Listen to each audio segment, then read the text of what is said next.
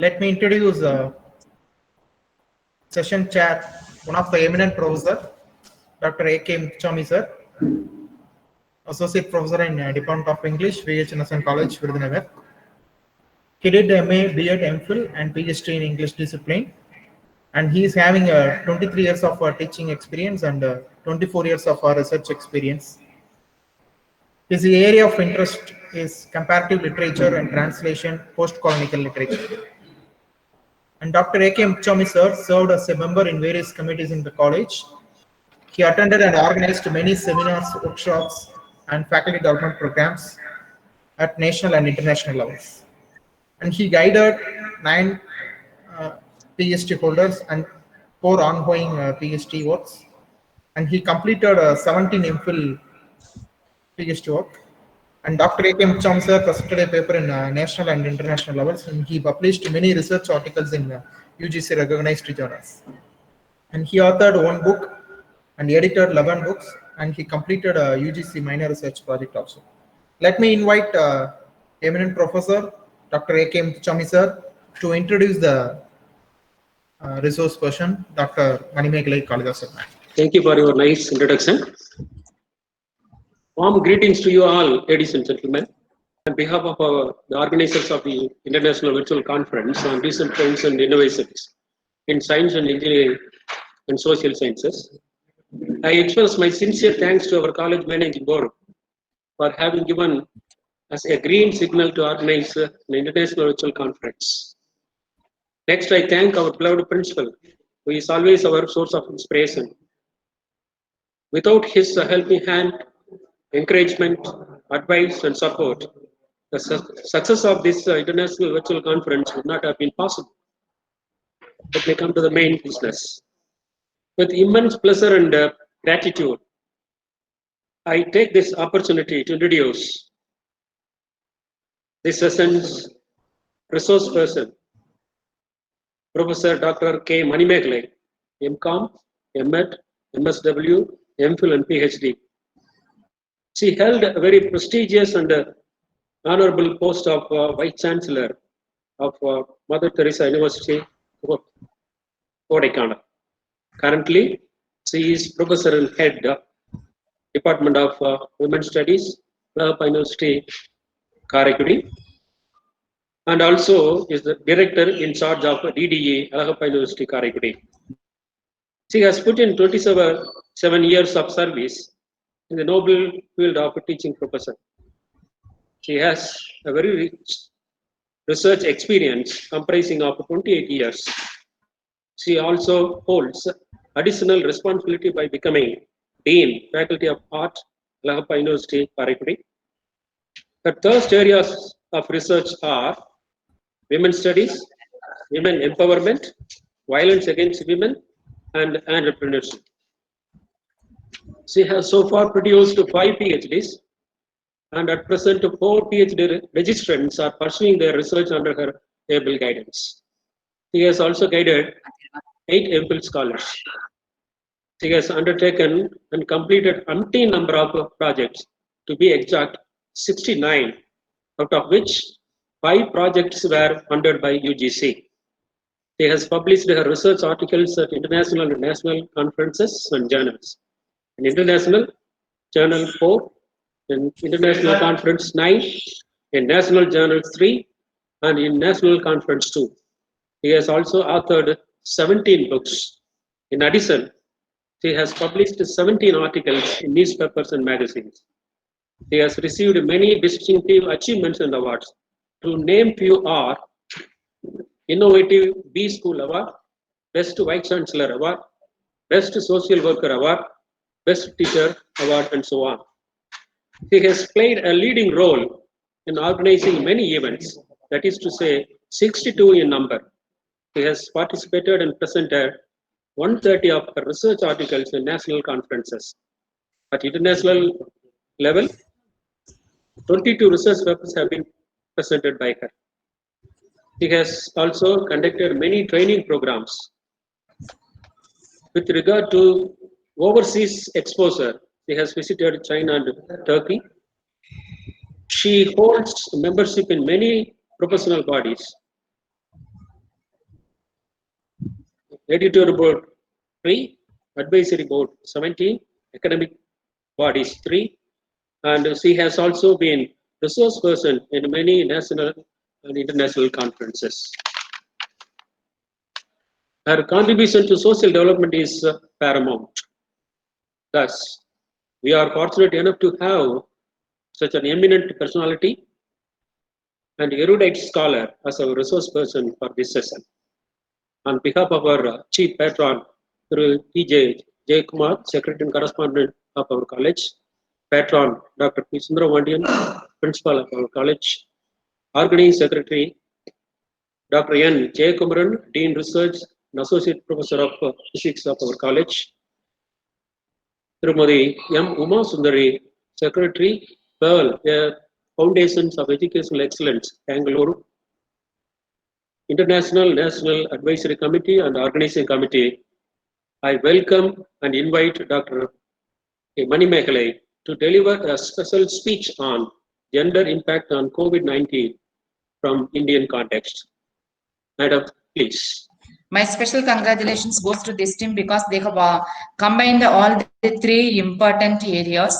Without science, engineering, and social science, no one can live. So they have combined all the three important emerging areas and they have organized this program. That is why my special congratulations to this team. So my topic, the topic I have chosen for my presentation is gender impact of COVID-19 and Indian content. Record it on Indian content. So what is the need of comparing this gender impact during this COVID-19? So what is the relationship between COVID-19 and the gender impact? Definitely there is a relationship between gender and COVID-19. Because I can give you with a beautiful example, I can start my talk. So during this lockdown period, all men, women, everybody, we sat at home and we had our good food, everything. But let us think about who prepared the food and who cleaned the house, who has taken care of all our senior and the kids at home. All works are carried out by the woman who is at home. It may be mother, wife, sister, or daughter-in-law, whoever it may be. All these works are carried out by the women. And sometimes it is shared by men, and sometimes, most of the time, it is not at all shared by anybody else. Hence, I have chosen the topic gender impact of COVID-19 from Indian context because the Indian society has socialized women to be a very good wife and daughter-in-law and daughter, and not as a very good individual to be a human resource to be the nation. Then this, the role at home they have to play is very important. So the stereotype character is inbuilt or it is inculcated among the infant, from the infant stage, it is inculcated to the girl children. So they are molded, they are characterized, they are constructed in such a way. So I have taken this topic as gender impact of COVID-19 from Indian context. The status of women in India has been subject to many great changes over the past few millennia. From equal status with men in ancient times through the low points of the medieval period to the promotion of equal rights by many reformers, the history of women in India has been eventful. In modern India, women have adorned high offices in India, including that of the President, Prime Minister, Speaker of Lok Sabha, and Leader of the Opposition. However, women in India generally are still exposed to numerous social issues. According to a global study conducted by Thomson, India is the fourth most dangerous country in the world for women. I need not explain this, the last point, that India is the most dangerous country for women. I need not explain this term because we all know that everybody, we can read this in the newspapers, journals, magazines, and in the channels also. Every day women are harassed in one or other form. That is visualized and we are able to read that also. That way we come to understand. When the woman from the middle class or ordinary family, if she is able to achieve the highest position or if she is able to be a politician or in the decision making body, then we can say women are also empowered and they are also occupying very high position. Because if these people have the background and they are able to achieve this position means that they are only token women. When everybody, any woman can enter into any highest position means then all women are empowered. So I think you will say yes to my point number A, 1 and not to 2. So is it okay now, madam? Is my voice is okay? Yes, ma'am. Yes, ma'am. Okay. Yes, ma'am. Okay. Right. So we will go to the next point. Women in COVID-19. Since women are considered primary caregivers, the physical and emotional ailments of other family members become women's responsibility. Everybody at home, they have the fear. They may have the fear or they had the fear. Even today, they have the fear that they may, if they have a mild throat infection or cough or a headache, fever, something, immediately everybody, we all used to have that fear that they might have. It may be corona. So the same feeling the woman at home will also have, but we don't bother about the women's emotional feelings. We expect that the woman, the mother, the wife, she has to give counseling. She has to take care of everybody at home. The loss of wages, jobs, boredom, psychosocial illness would have far-reaching consequences for the women in school. Because there is no job and no wages, she will also be get bored, and she will her psychological and physiological. She may also undergo the illness. That consequences will also be very big, but she has no one to share her feelings, even at home. In such situations, women and adolescent girls from poor families who have the least access to health care would suffer the most. So when she is not able to share with others, and at the same time she has to, her work burden at home is very heavy means, definitely that will affect her mental health. When it affects her mental health, automatically she needs health care. But who will take care of her mental health? Nobody at home.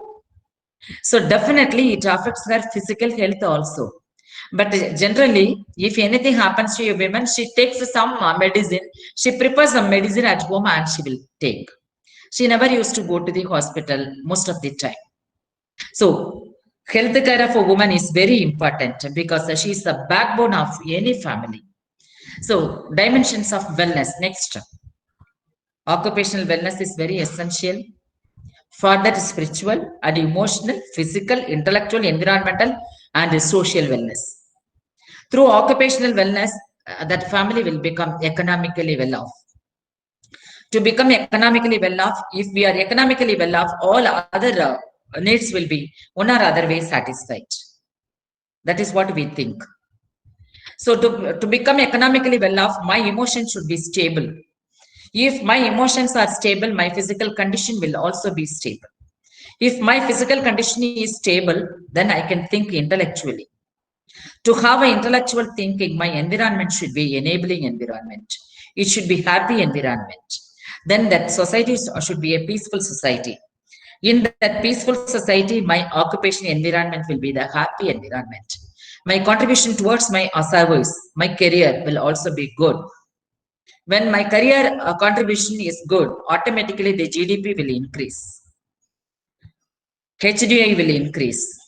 So if the HDI or GDI goes down, we have to think where the problem lies. Nobody thinks of the contribution of women and her mental health. We thought of something else. We lose the base and we think of something else and we are working on that.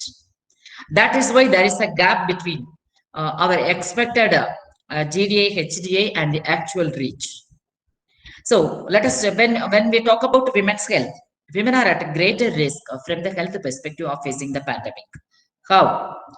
The WHO states that women's health is inextricably linked to their status in society. If my status is good in the society, definitely my quality of life will also be good. You think of a woman, one who is staying in the slum. how can we say that she is leading a quality life? She can't. She has to stand in the queue for getting water, collecting water. Water is very much essential. Every day we say this in the TV and the newspapers, you have to wash your hands very often. To wash our hands, we need at least 250 ml to 500 ml water one time. So where she will go for this clean water? To clean the hands, she needs clean water. To get the clean water, she has to stand in the queue for hours together. So how she can run a quality of life?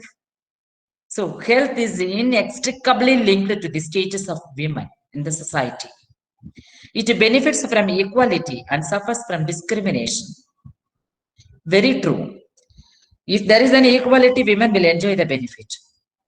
If there is a discrimination, the first person to suffer is woman. Again, today the status and well-being of countless millions of women worldwide remains strategically low. I told you how it is low. The pervasive issues of women's mental health is not invisible. There is but culturally it made invisibilized. So most of the time, their contribution is invisible, and we are not bothered about her mental health, that is invisible. Then when we talk about women's health during pandemic, as healthcare resources are often diverted from routine health services, hence access to sexual, reproductive, and maternal health services are reduced. You just think because there is a pandemic situation, reproduction will not stop, delivery will not stop, fever will not stop, diarrhea will not stop. We may get all those things. Let us talk about the women specific health problems. Her irregular periods, her ovary problem, her uterus problems, her sexual problems, her reproductive problem, and delivery problems, it will never stop. So diversion of health services of women should not be stopped, should not be diverted to other aspects. If we divert that, what will happen? Then that will become a mortality.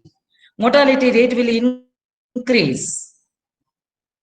So if there is no reproduction of, or if there is a mortality rate, what will happen after some years? There will not be any young generation. Now we see the sex ratio is very poor. The young girls girls number is very less than the boys. The same thing will happen after 20 or 25 years also. So diverting health services funds to other causes. That's why pandemic and other things. Definitely it will have its effect after 20 years.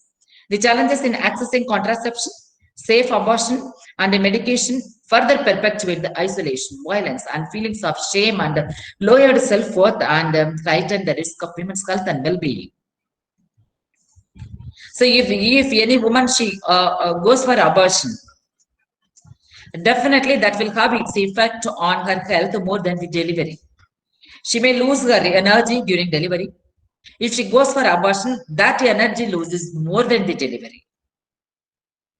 Then we all doctors and the assistants, those who are in the primary health center and the government hospitals, they advise if you don't want to have don't want to go for reproduction, then you go for contraception, temporary methods, or for permanent methods. So it is not at all advisable asking only the women to go for this stopping adoption of some temporary or permanent methods.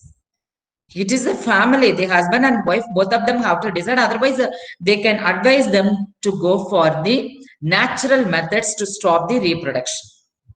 Because if they are going for any contraceptive methods which are temporary methods and using some foreign bodies inserting inside the body, what will happen to a woman? You think of even a blood group of if I have a B positive blood group, my body will not accept other type of blood groups, even though it is the human being blood. In such a case, if this is the situation, how can my body will accept a foreign body? All temporary contraceptive methods are made in plastic items or some chemical. So definitely it will have its impact on my body. So it may put on weight, or I may reduce weight, or over bleeding, or no bleeding, or I may get cancer in my uterus. But one thing is achieved, that is, I will not conceive.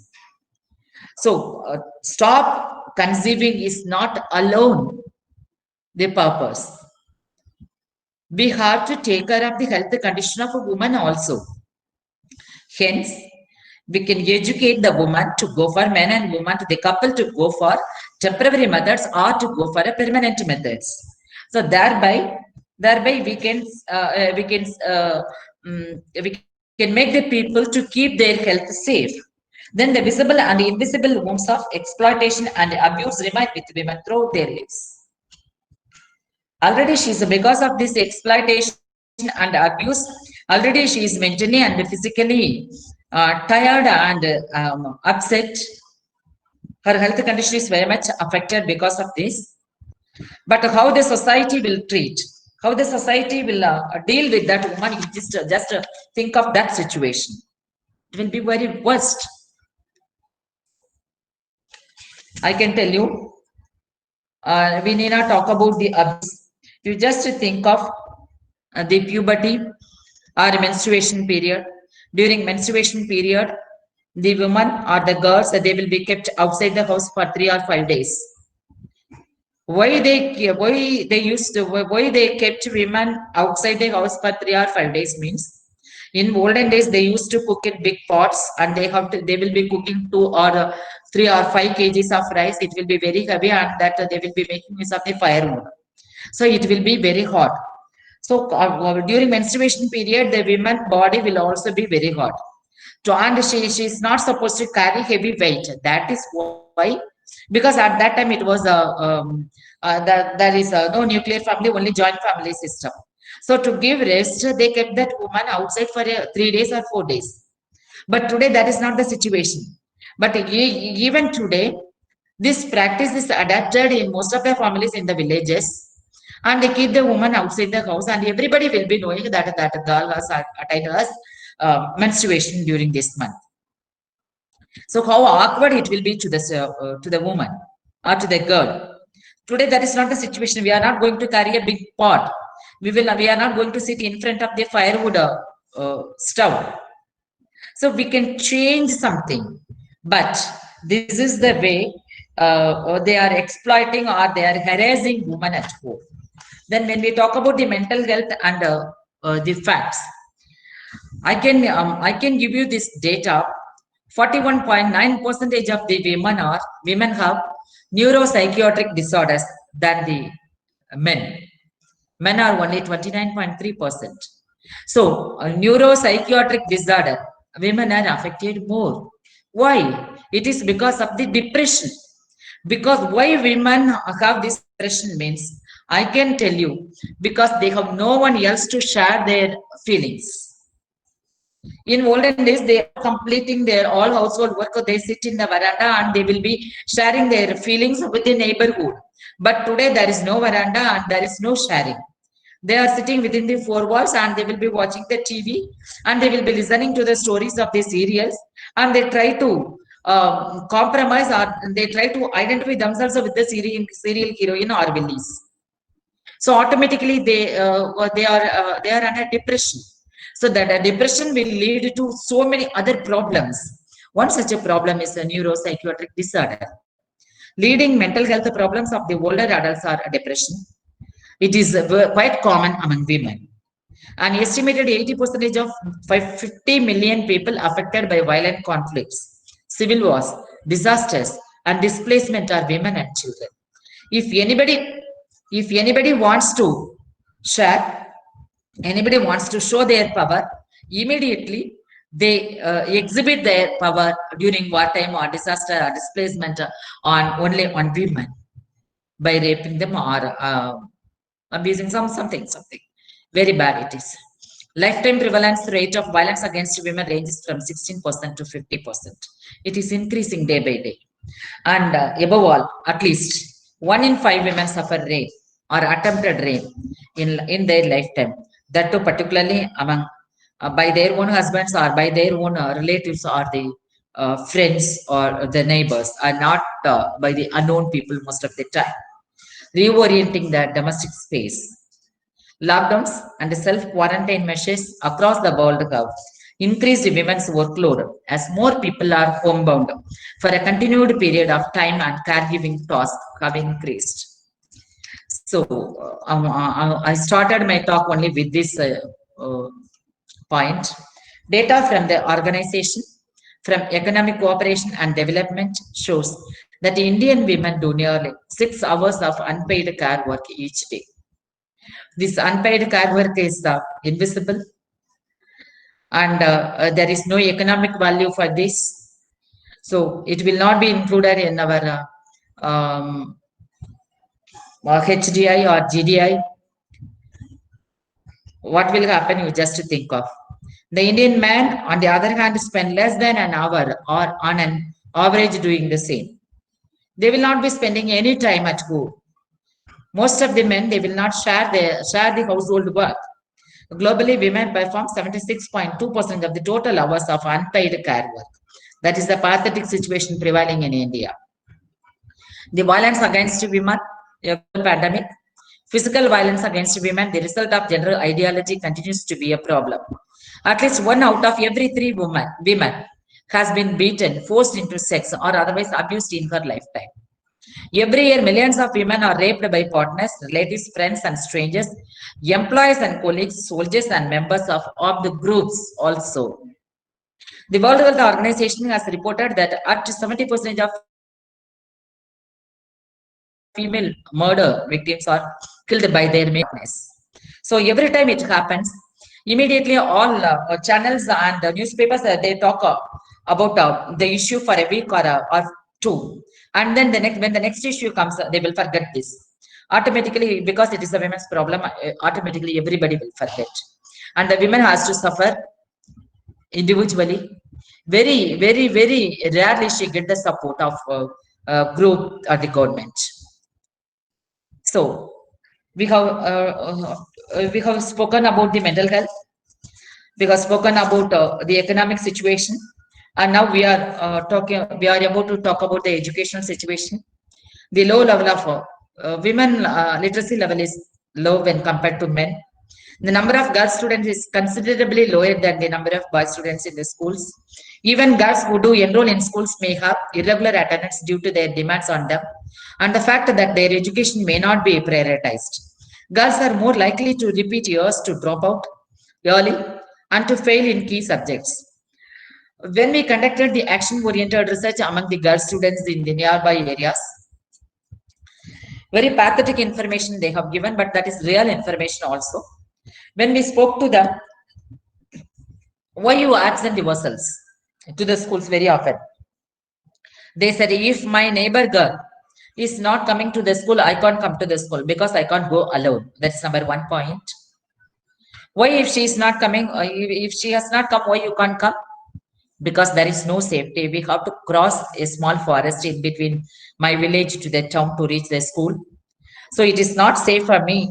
Hence, my parents will not permit. And then when we asked them, why you stopped?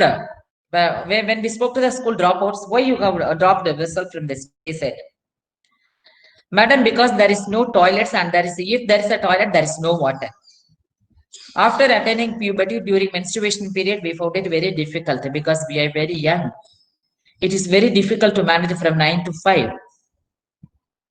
We can't change our pads. It's a very difficult situation without water. Hence, we don't go to the school. And some of the girls, those who were studying, they said, Madam, instead of giving us the pass and the cycle, pass to the bus and cycle to reach the school, if they have given us one-time bus from morning and evening, one time, to go around the villages, to collect us from the villages to reach the school, it will be better, madam, only for girls. We will be safe if we are going only in the girls' bus. They don't want a woman's bus. They want girls' bus. If a bus to reach all the villages and collect us from the villages and take us to the schools, definitely the number of girl children from the villages will be increasing. And we will be reaching the schools also safely. So if we reveal this problem to our parents, immediately they will stop us from this, going to the school. So we are unable to inform this to the parents, and the teachers are also not understanding our problem. Hence, we are not able to share this problem with others. This is what the findings we had when we conducted an action-oriented research. When we spoke to the parents about why you are not allowing your daughter to go to the school, or why you are asking her to absent to the school very often, they said, if she goes to the school regularly, who will look after the younger siblings? So she has to act as a child mother there. And then when we asked why you have dropped her, they said, Madam, what you say is very correct. The government is giving her chappals, food, egg, book, no, then uniform, everything. But the problem is, everything is only for her and not to the entire family. If she goes to the job, it may be 20 rupees or 100 rupees, whatever may be the wages she gets. That wages will be, we will be getting the wages. The entire family can enjoy the wages. We can get good food. We can buy rice and vegetables and sometimes meat also with that wages. Hence, we don't want her to go to school. So they don't understand what is their expectation is. They want to invest today and they want to harvest immediately. They don't understand education is an investment to a girl, and after 20 years or 25 years, she can reap, she can harvest a good culture, good economic situation, a quality of life, she can harvest. But the parents, because of that, their poor economic situation, they are unable to wait and they want they harvest immediately. Hence, they drop the girls going to the school, and they have the fear about the safety of the girls after attaining their puberty. So this is the reason that there is a lot of dropout. Yeah, the dropout rate is increasing from primary level to high school level, and then to higher secondary level, and then to the UG and higher education level. So the employment situation is difficult to get an overall picture of employment among women in India. Most women work in the informal sector that we all know. Women accounted for only 25.6% of the total workers. The number of female workers work has increased faster than the number of male workers, because it is the need of the hour that the women has to go for a work to manage the economic situation at home. Hence, they engage themselves in one or other form of economic activity. The female unemployment rates are similar to male unemployment rate.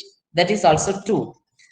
The economic situation, the unemployment, limited opportunities for women, employment preferences for women, lack of credit programs for women, women not given managerial position, increasing burden of women due to poverty, women's work are unseen, insufficient funds and other resources, inequality of allocation. So women have only limited opportunities. Employment preferences are not given to women. Lack of credit programs for women. When we talk about the entrepreneurship program, yeah, when I go to a bank, immediately they will ask, are you married or not? If you are married, we are willing to give you the loan. If you are unmarried, we are not willing to give you a loan. Because after marriage, you will be transferred or shifted yourself, you will migrate from this place to another place. Automatically, who will make the payment of our loan? So if she is unmarried, they are not willing to give loan. And managerial women, there are less number of women in managerial positions. Of course, myself and my colleague, both of my colleague, if he is a man, both of them are in the same cadre. If both are attending the interview for a higher position, automatically the management will select the men, but not the woman.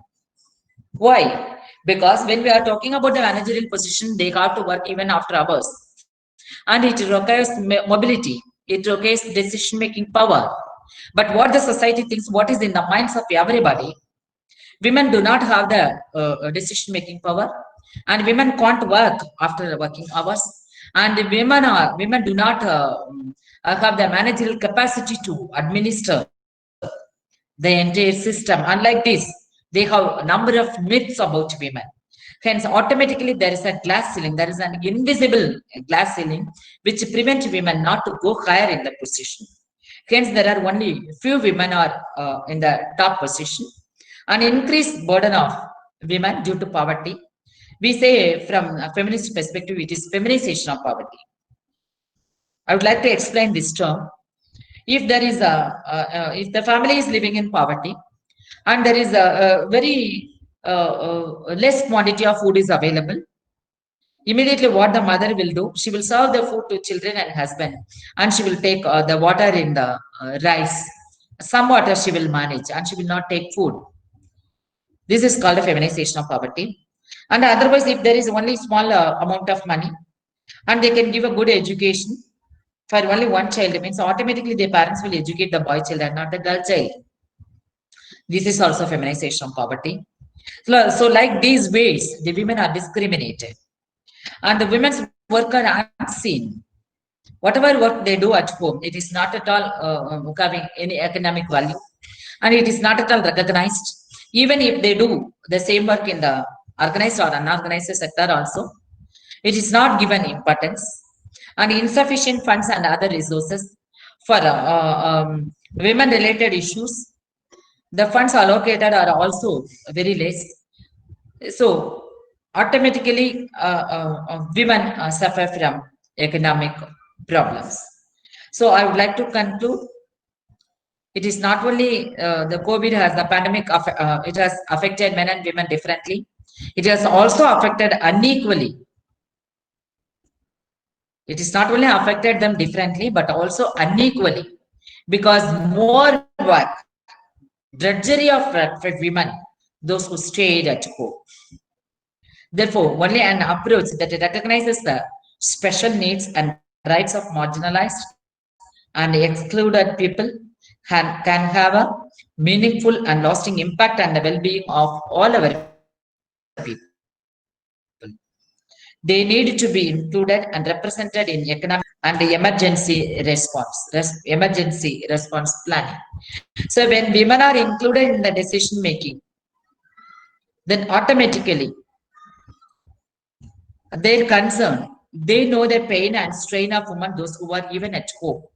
There are umpteen number of studies about the mental health of women, those who are going for work, but there is no study. When we conducted when we have gone for a review of literature, and there is no study about the women, those who are at home, mental health of a woman at home. So it shows the society is not bothered about the woman as a woman. So we started saying women's rights are also human rights. Women are also human beings. Their sharings, their contribution, their potentials, their intelligence should also be considered. It should also be visible. It should also be taken care. It should also be recognized when the GDP is calculated. When a servant comes to the home, we are paying her 8,000 rupees or 10,000 rupees or more than that. But when all these works are carried out by a mother or a wife, it is not at all considered. So for certain works, of course, I also agree with you. So for certain works, there is no value at all. But all works can be shared by everybody at home. Reproduction is the process that can be done only by women, no doubt at all. But mothering can be taken care of by everybody at home. She can feed the child, but everybody can take care of the child. But because she is delivering the child, the caregiving is associated with mother. They say that is the mothering characteristics. If she is not having, then they say she is not at all a woman. When everybody is a human being, we all must have the human character of mothering. But nobody says that mothering is the character of every individual. It is the character of a woman. So certain characters are associated with men and with women specifically. But I can tell you very clearly, it is only a myth. No characters, woman character, and no characters, men character. The environment that decides the character, accordingly we behave. Hence, it is I please you all. Everybody should consider woman as a woman, as an individual. They too have the feeling, they too have the emotions, they too know how to intellectually think, they too know how to take the decisions, and their contribution is very essential for the family, society, and for the nation. Hence, if we should make them to contribute for the development of the family, society, and nation. Then automatically the nation will become a developed nation. Because if we ignore 49.5% of women, their contribution, then the nation cannot come up. Hence, I please you all, let us consider, let us recognize the contribution of our own neighboring, our own dears and nears, and thereby the society will change. Let us start the change from ourselves. And thank you for the opportunity given to me. Thank you. Thank you very much, madam. Yours is a Yes, sir. thought-provoking presentation, which is relevant and needy today. Yes, sir. From your introductory speech, you justified why you have taken up this topic for presentation.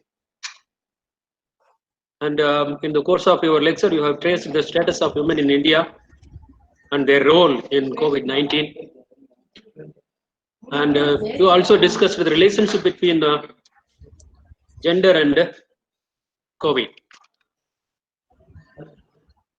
Your lecture clearly shows your concern about the welfare of women folk, their physical and mental health during pandemic, violence against women and women's education. And you have pointed out the problems as well as given a clear-cut solution. So I don't feel like asking any questions. It's very, very clear. Speech is very clear, and you express very clearly and how the COVID-19 pandemic has had a strong and bad effect on women, especially in India. It's very clear, ma'am. Thank you. Thank you. Thank you, sir. Thank you, Muthuswamy sir. Manimegalai ma'am, and thank you ma'am for your wonderful presentation.